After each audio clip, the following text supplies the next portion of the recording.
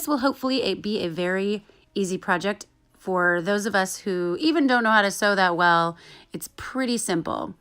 Starting with pattern piece 22, which is the upper collar, you'll stitch around 3 sides of it, which is the 2 short sides and 1 long side across the top. Please make sure to check your pattern to make sure you're sewing the right side.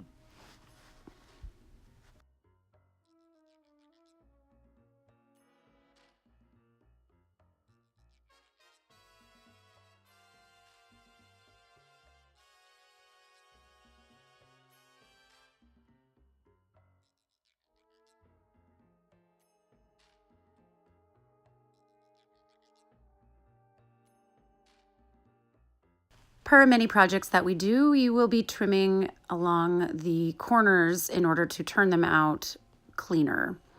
You'll get pretty close to the apex of your corner. Be careful not to snip the seam.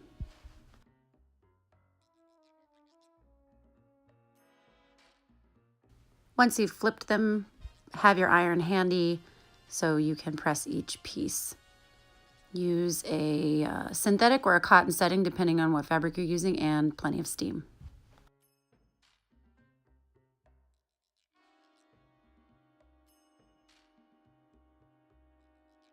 Here I am putting a wide stitch along the open edge in the seam allowance. It just holds it in place as you sew. Attach the upper collar to one piece of the under collar, matching the centers and stitching along the top of it.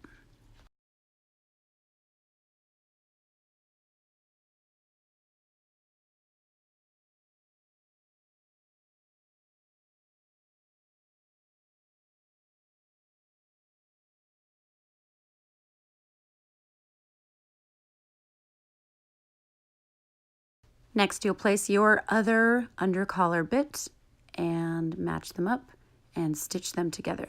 I like to tuck my upper collar corner in slightly so that I can start stitching on the bottom a few inches or so in.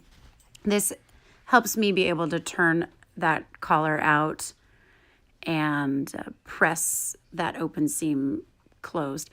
That is super confusing. And it's probably confusing as I write it out too. Just watch and see if you know what I mean. I guess that's the only way I can do it.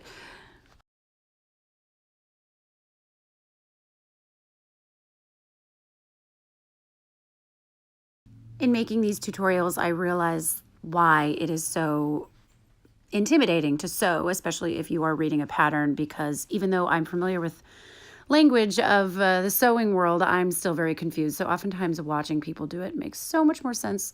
I hope that it's making sense to you watching me do some of these things.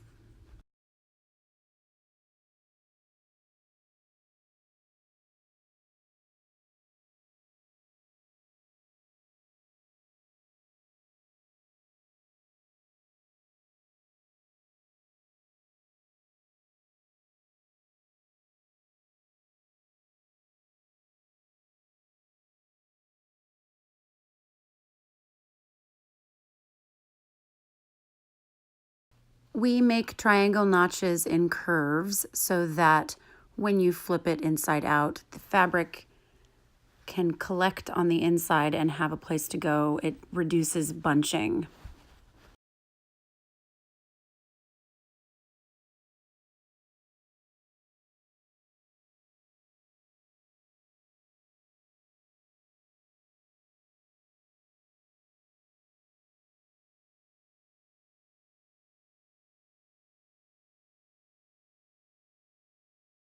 Now you begin the joyous process of flipping this inside out. It takes a second to do it, and use a tool like a screwdriver or even a closed pair of scissors to help get those corners pressed out. Be careful though not to puncture your corner, because that's no fun. And once you have that done, you just press it all down nice and neat and fold that seam in at the bottom that was left open, and then run a stitch across it. Hey, a shout out to my patrons. Thanks for all of your love, because without you, I wouldn't be able to do these, and I really am having a fun time making them. And there's so much more in store. So I appreciate it. I really do. Thank you.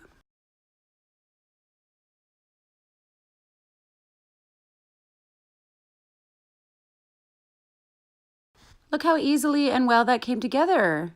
You're pretty much done with the collar. So cute. Now we're going to make the cuffs, which are pretty easy. It is 2 long triangles sewn together. I like to start slightly off center on one of the longer edges, and I stitch around the whole thing, but I don't meet my original seam as I come back around. That leaves a little gap in the center that I can flip everything through. Coincidentally, this is how I make a lot of my bows as well, so keep this technique in mind if you're making bows in the future.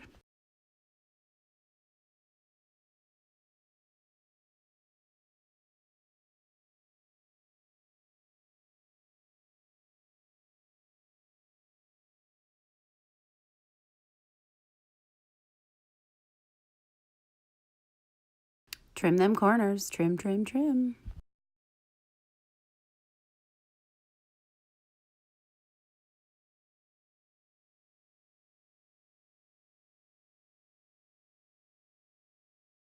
Same as before, you flip it through and use a tool to get those corners nice and cornered to make sure they're nice and squared off. Yeah.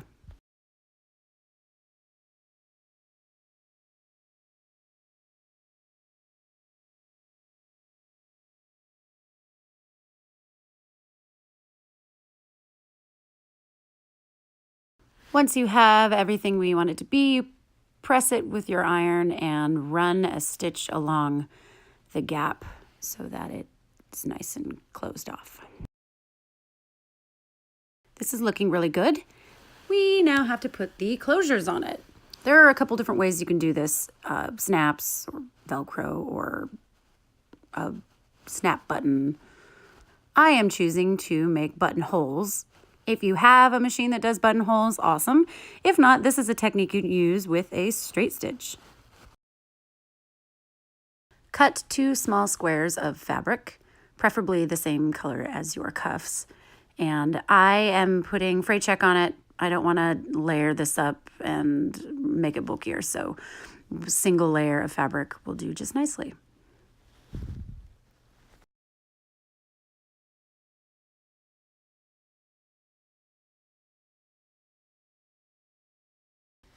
You place the piece of fabric over where your pin is, and you will sew a rectangle all the way closed, roughly the same size as your button, preferably slightly smaller.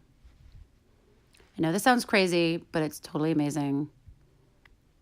I promise.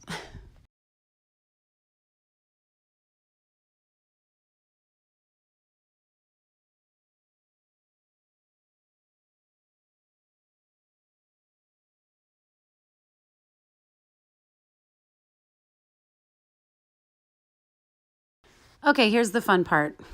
Now you have to take a knife or a pair of scissors, depending on how thick your fabric is, and you want to cut a slit. In the very center of that small rectangle that you just sewed, do not get too close to the short edges. You want to just like directly in the center with a nice bit of seam around all sides. Now you cut from the edge of that slit into the very, very corner a little notch on, and you do this into all of the corners.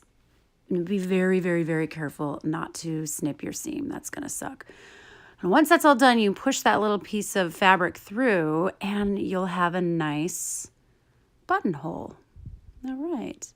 Now, clipping into the corners, what's that has done is allow the fabric to pull through cleanly with minimal puckering. Depending how small your hole is and how thick the fabric is, you might get some pull, but if you've clipped in close enough without getting that stitched seam, you should be good to go. I'm going to manipulate that a little bit and press it down flat, and want to stitch around all of that fabric bit.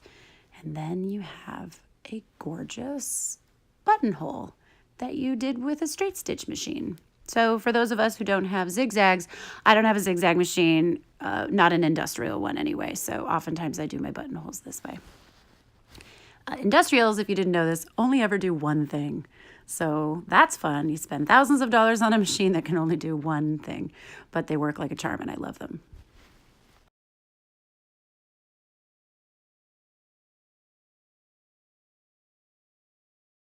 See how nice that looks? So nice. Okay, you just repeat that on the other side. And remember, you're doing 2 cuffs, so you'll have to do this whole process all over again. In order to make the button cuff link, I've very, very specifically put my hands in the way so that you can't see anything that I'm doing.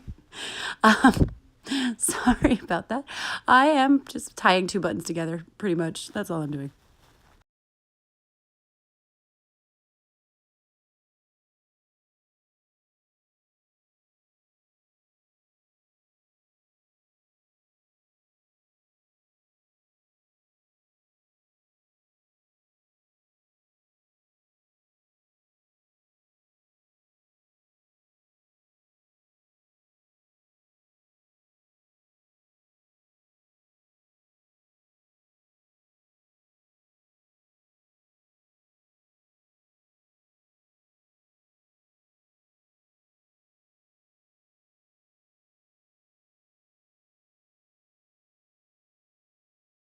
Let's make a bow. This is such a quick and dirty bow. This is not a super professional bow, but it'll work just fine.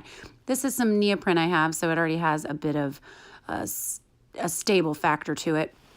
And it does not fray, so I don't need to line it or anything like that. I'm just cutting out a rectangle shape, kind of a bigger one. And then I will cut out a smaller, longer rectangle shape. And once this is done, I take the bigger shape and I fold it into a bow tie resembling accoutrement, and I stitch that down. You don't have to stitch it down, but it just helps keep things in place.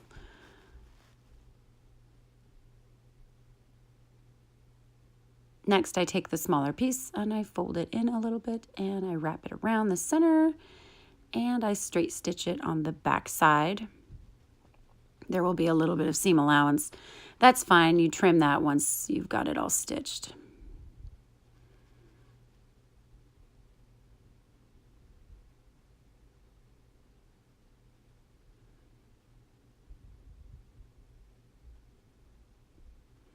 And lastly, to attach your bow to the collar, I prefer a safety pin if it is not necessarily going to be permanent, because sometimes I like to switch up my bow color, or maybe I don't want to wear a bow.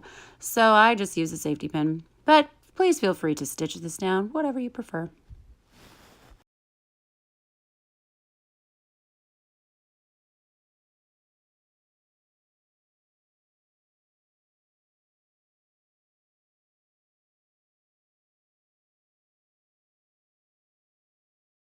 And that is that. Thank you for watching. And make sure to tag me in pictures on Instagram and Facebook because I want to see if you make this and how cute you look. Happy crafting, everybody. And here is some Dolly Parton for you. Yay!